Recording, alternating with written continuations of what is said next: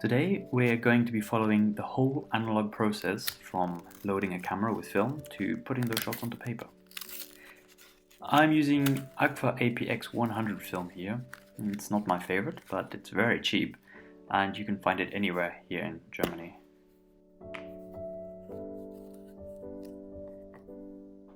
Now the Leica rangefinders don't open at the back, so in order to load the film you'll need to cut a longer leader in order to get it past the shutter gate. Some people do crazy things like sticking their fingers through the shutter to help the film along, I've seen, but I love my camera too much to even try that.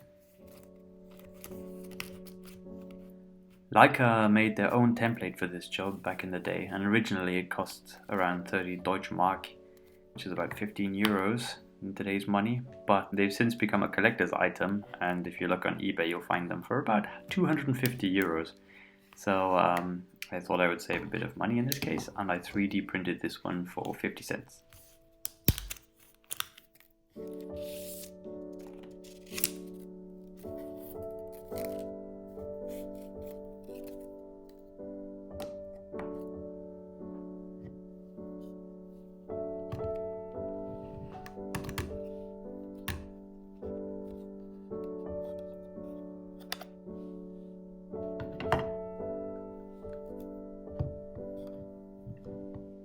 It's important that if you ever decide to buy one of these Leica rangefinders, to make sure that this little metal spool here is in the camera before you buy it, because they'll set you back 20 to 50 euros on eBay if you're unfortunate.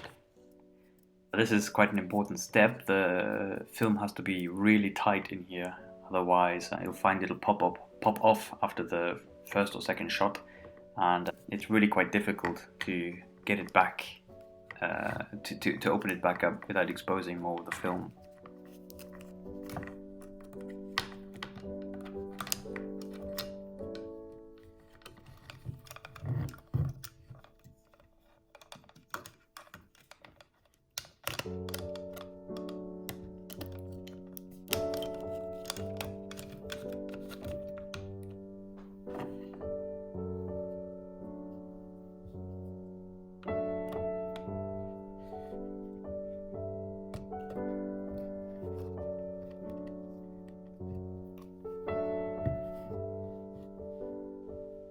So now the film needs to be tightened up.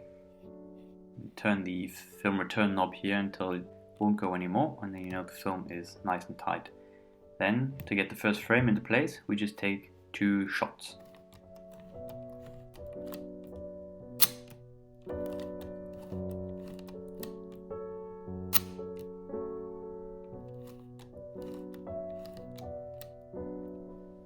And now we're ready to go.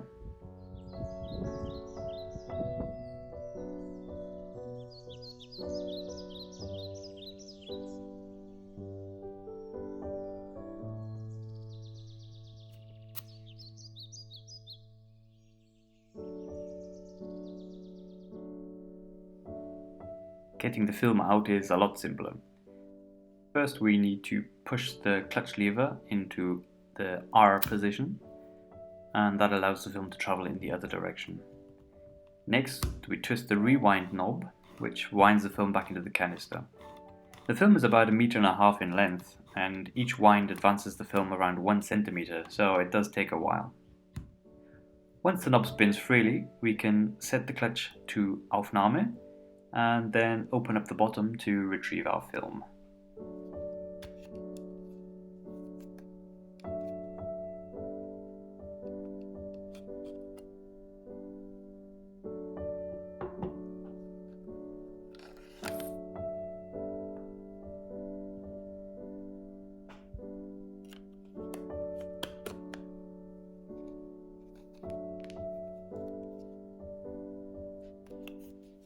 Now we can take our film with us next door to the dark room and begin part 2 of the process.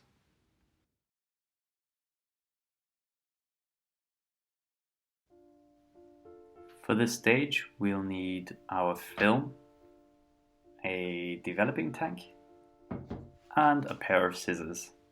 And really that's all you need for this stage.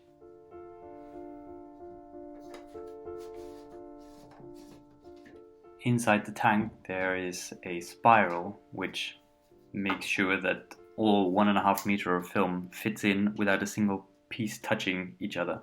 That way the chemicals can get in between the layers and make sure that everything is nice and covered. Unfortunately, the next step is to take the negatives out of the film canister and rub them around the spiral in the tank. But this has to be done in complete darkness, so there's no way of showing it.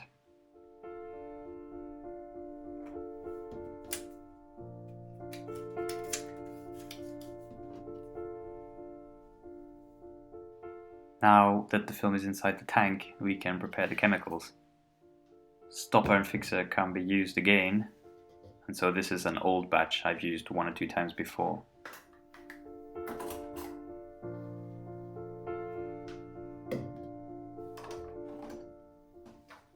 The developer needs to be made fresh each time though, so today I'm using Rodinal from Adox.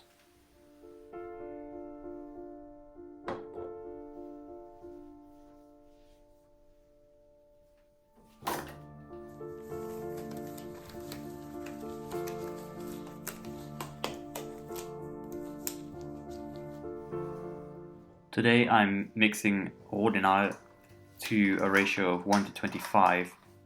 The tank holds 260 milliliters, which means I'll need about 11 milliliters of developer on 249 milliliters of water.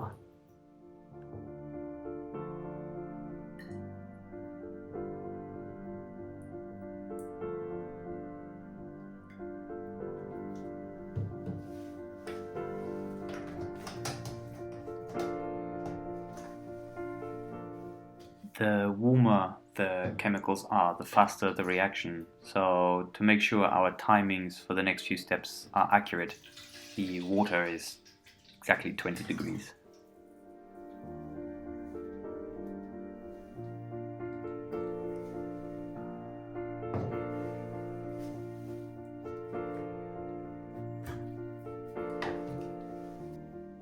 In the olden days, we would use a stopwatch to time the reactions, but in the 21st century there are many iPhone apps that can help.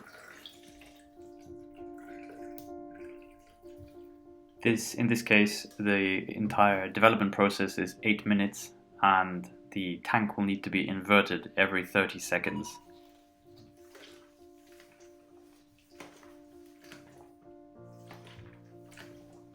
And we give it a tap on the bottom to make sure that no bubbles form, as that'll leave marks on the film otherwise.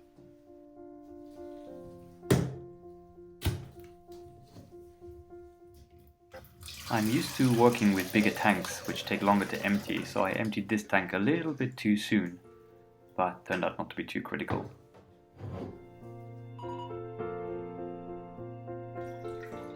The next chemical to be added is the stopper. This, as the name suggests, stops the reaction dead in its tracks.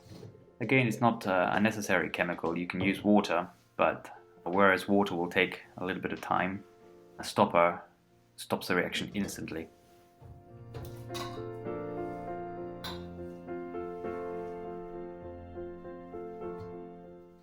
And it can be used again. As you can see, it's a sort of a yellow color at the moment, but as soon as it's exhausted, it'll turn purple and you'll know you'll need a fresh batch.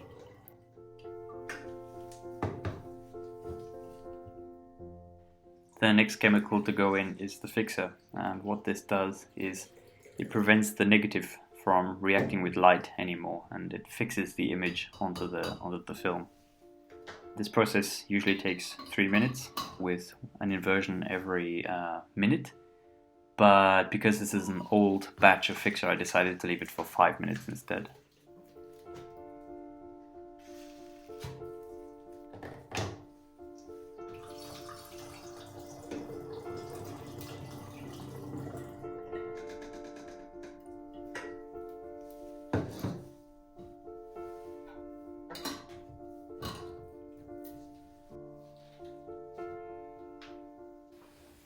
The last step of the development process is the wash bath.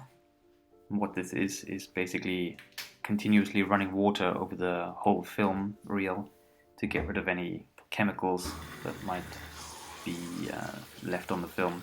Fixer is very sticky when it dries, or it doesn't really dry, so you'll have to get rid of all of these to preserve the negative.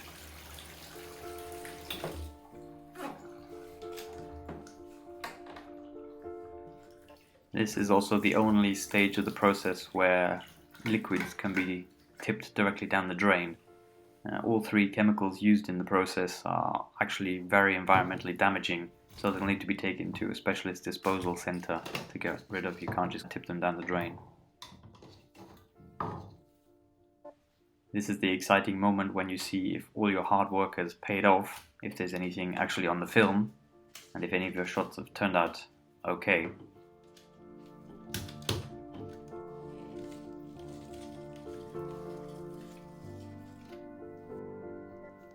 And to help the negatives dry with no splotches or marks on them, you just run a squeegee over them and get rid of the last droplets before hanging it up to dry.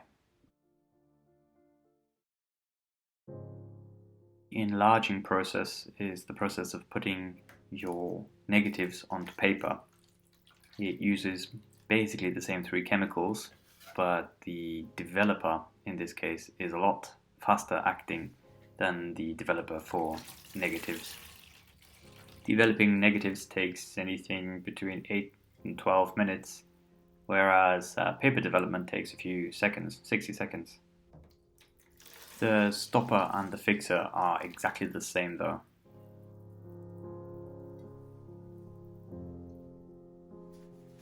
My enlarger is a Durst M301. It's quite good. It's 40 years old.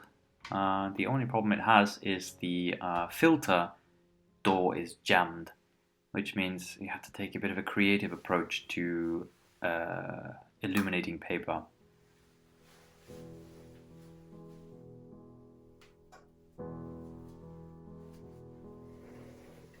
Photographic paper is, of course, sensitive to normal light, so we have to use the famous red lights to protect it. This only works for black and white paper. Color paper is sensitive to all aspects of the spectrum, obviously, so even a red light is not helpful in that case.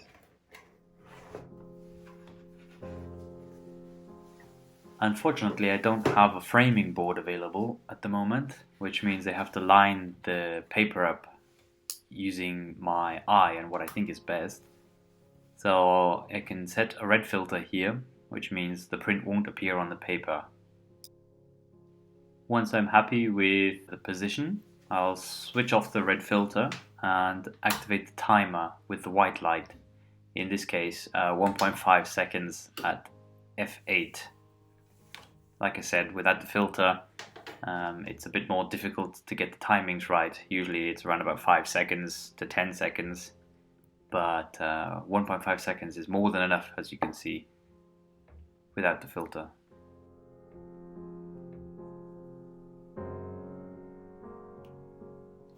After about 60 seconds in the developer bath, move it over to the stop bath after having shaken off the last drops.